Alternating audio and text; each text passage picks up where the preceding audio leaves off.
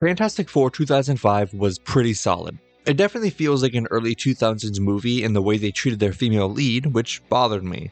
But overall, it was a wholesome movie about a family of superheroes being there for each other. A few years later, they released a sequel, and it seems to be seen as bad?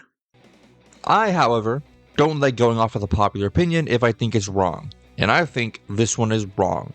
Also, this is a shorter video, and I really tried to make it not that, but there's just not a lot to say about the movie. I hope my next video is a little longer and more interesting. Starting with the good, I think the movie looks pretty good. It's honestly very impressive for the time. It's actually super interesting to me how they made the Silver Surfer. Like, they did like a weird like layering thing, and it's just really, really good CGI.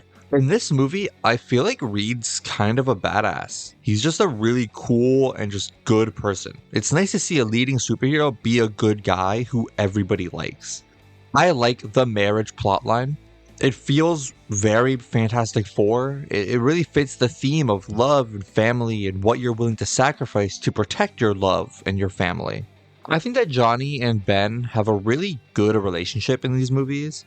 They really seem to care about each other, and so do Sue and Reed. I love the power switching thing. It leads to a pretty fun, conceptually, final fight, and it gives Johnny a full arc of being able to accept himself and letting other people in. I also think the Silver Surfer in this movie is fantastic, but I don't even know if... I'm sure other people have dissected him to pieces. I think they can't help themselves but to make Sue naked again. I think this time they did have some use for it, although it wasn't necessary. I think it was handled fine. I'm somebody who believes that movies should be sexier and less unrealistically safe, but there's better ways of doing it. I really don't get the early 2000s and making massive world-ending threats into giant clouds that get defeated by pushing something away from Earth. I think that while it's cool that they showed us a lot of area, they weren't good at making Victor interesting at all. So he's just a little bit closer to his comic counterpart, but is still bad. I think the actual final ending fight in itself is kind of bad, all things considered.